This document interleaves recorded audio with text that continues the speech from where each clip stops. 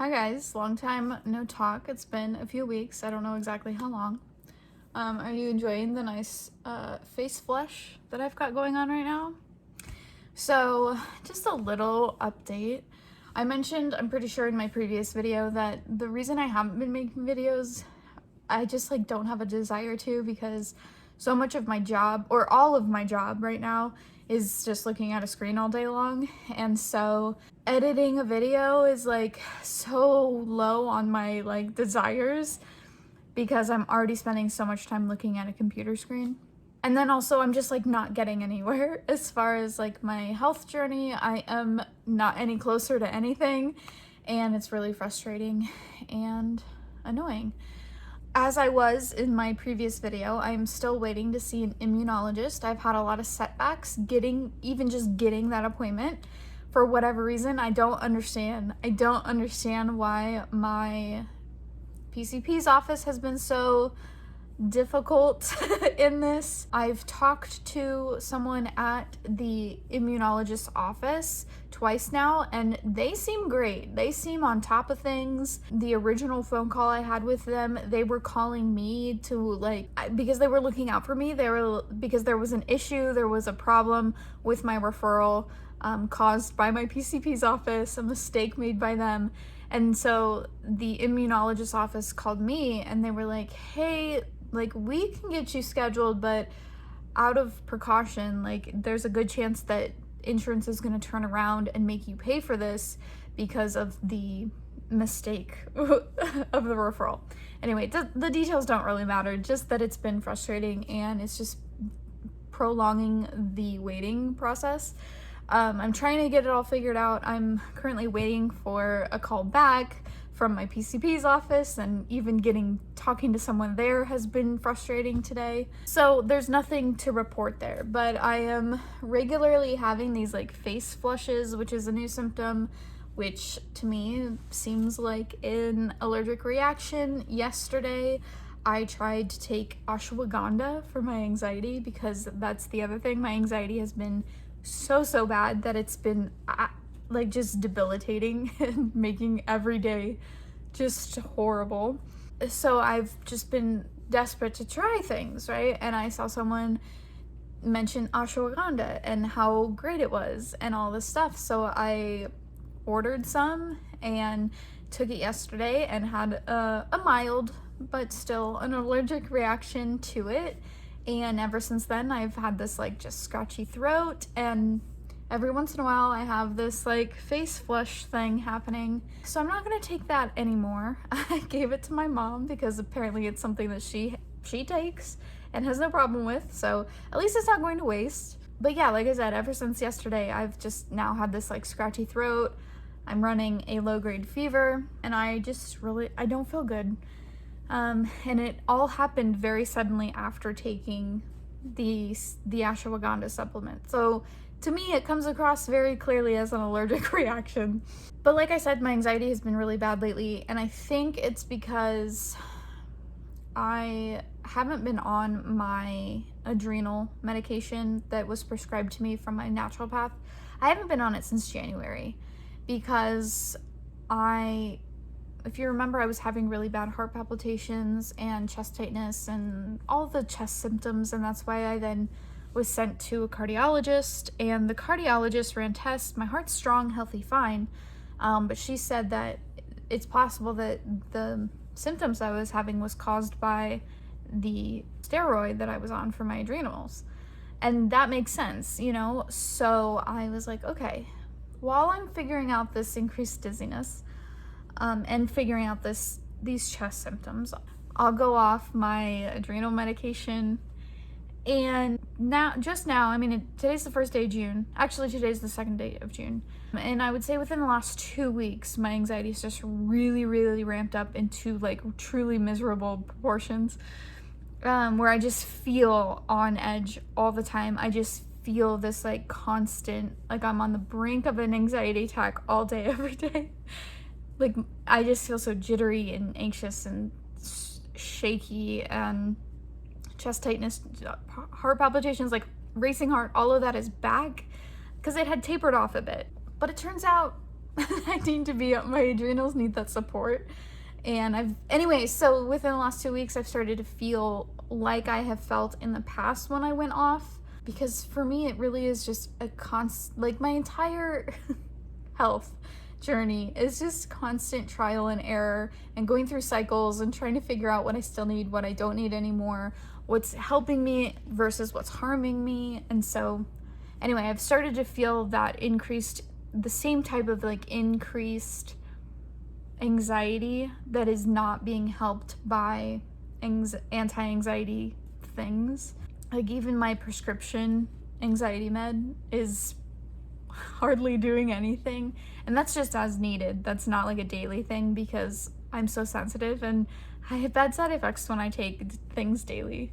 So yeah, I'm also, along with trying to get in to see the immunologist to get the test for MCAS, I am now also trying to get my prescription refilled from my naturopath. I was really trying my whole journey, my whole goal this year, once I've had like this increased dizziness and like trying to figure out what's going on, my whole goal was like, okay, I'm gonna not go see my naturopath, even though that's where I get help and that's where I feel supported and that's who has actually been able to help me, but I can't afford it. I personally, me as an individual, cannot afford it. It's too expensive. So I have tried this whole year, these last 6 months, to 5.5 months, to just go through the system, jump through the hoops of like going through state insurance that I get for free because I can't afford otherwise, right? And it's just been roadblock after roadblock after roadblock, and I'm not any closer in these past 5.5 months than I was 5.5 months ago. It's really discouraging, and I'm just really discouraged. Like I also said in a previous video ago or so, I've been experiencing ear pain, went to urgent care. I told this information to my PCP. She then referred me to an ENT that I was just last week able to get into finally. He was so condescending. He was so unbelievably condescending. He took said the complete opposite of what the vestibular rehab therapy doctor said. Like, he just totally wrote off everything that she had said. Everything. He was so rude about it too. Like, it was so bizarre and it was so confusing. He even said, he's like, well, we'll get you some real tests. We'll do some real tests for you. Meaning he wants to do the VNG, which is like one of the worst tests to have to do. Like, it's one of the, if you don't know what a VNG is, it's where they shoot warm air into your ears and then alternate and shoot cold air into your ears. And it like purposefully makes you really, really dizzy and you have to like follow lights. It's horrible. It's absolutely horrible. Like, you're not supposed to eat for like 3 hours prior to the appointment just because it's most likely going to make you very nauseous. I've done it before and I survived, but it's like so uncomfortable, unpleasant, and my results were completely normal.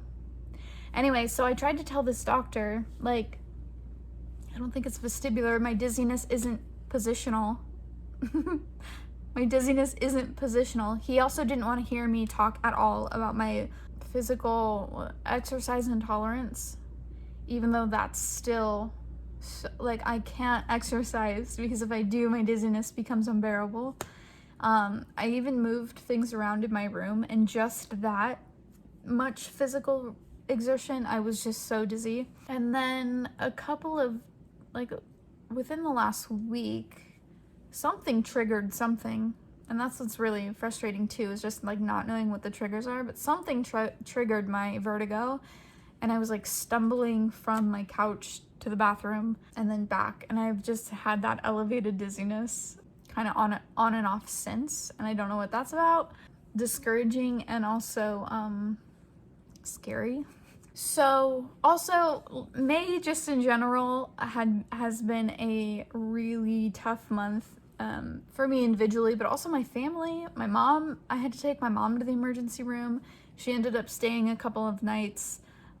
Came home, we all got the stomach flu, like every single one of us in my family, one by one, it knocked us down.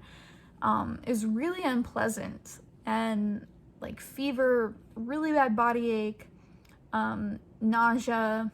Other people in my family had more vomiting and diarrhea. I didn't have any of that, but I had just really, really intense nausea, really bad body ache, and then a fever, which is just so unpleasant. We got through that, and then my mom had to go back into the hospital for a procedure, a heart procedure. She's recovering very nicely, and it's been awesome. She says that she feels better than she has in a long time, because her heart needed a procedure, and now she's gotten it. So that's great. That's been really great. But getting to this point has been really stressful and really difficult. Also said goodbye. It's, like I mentioned in the last video, my neighbors that I've known my entire lives, they have moved. They moved on. But now my best friend did end up buying that house, and so she doesn't quite live there yet. They're still in the process of moving the next couple of weeks, but so she'll just be a couple houses down, which is cool. I go down there like 3 times a week to water the plants, which I really like. It gives me something to do that I enjoy, that I can do. But yeah, so May in general has been a really difficult month. I don't have any desire to sit at my computer and edit, which is I don't know how I'm gonna be doing videos going forward, just because of how much I'm working and still not making enough money. I'm just so done with like struggling through life. I just want to get to a place where I'm like able to take care of myself. Like, why can't I seem to figure that out? And then if you add in like all of like the outside stuff, like everything that's happening in the country, everything that's happening in America, and it's like we are in for a... So yeah, I just wanted to do a little update. Even though there's not really much of an update, I'm still just waiting. Still just waiting. And I still have that neurology appointment in July to look forward to, if I'll ever get there. But I'm really hoping that in the meantime, I can get that MCAS test. And if it's negative, if I don't have it, then I don't have it. But I feel like I do have something going on. I know I do, because I know my body, I know how I feel inside, and it's not good. It's not normal, it's not healthy, and I deserve to feel better. I deserve to have a doctor help me, and I do have a doctor that's willing to help me. She's just too expensive. Anyway, thanks for listening to me vent and give you an update on what's been going on. I probably forgot things. I hope you're all doing well. I hope May was a better month for you and your family. I hope you've been able to avoid COVID too. That's still a thing, and it's wild to me how much people don't... Like, I still see regularly people posting about getting COVID, and I'm like, guys, people are still getting COVID, and y'all aren't wearing masks? I don't get it. I still wear it. I don't even leave my house unless absolutely necessary. I'm scared. I'm scared of getting COVID. Like, I'm just like, I don't know that I would survive getting COVID. Anyway, I'm just being dramatic. Be safe, be well. I hope you find ways to enjoy your life, and I will see you in my next video. Not exactly sure when that will be. Probably won't be until I have something worth updating, because like genuinely every single day is exactly the same for me. I wake up, I eat breakfast, I sit at my computer and work all day, take a break for lunch, go back to work, try and fight the medical system to get help, have virtual appointments with my doctor, or have virtual appointments with my therapist every week. I also started doing a group therapy once a week, so now I'm in therapy twice a week. Go down and water my friends' plants 3 times a week. Water my own plants every other week. Go to the grocery store. That's about all I do. So be safe, be well. I hope you find ways to enjoy your life, and I will see you when I see you. Bye.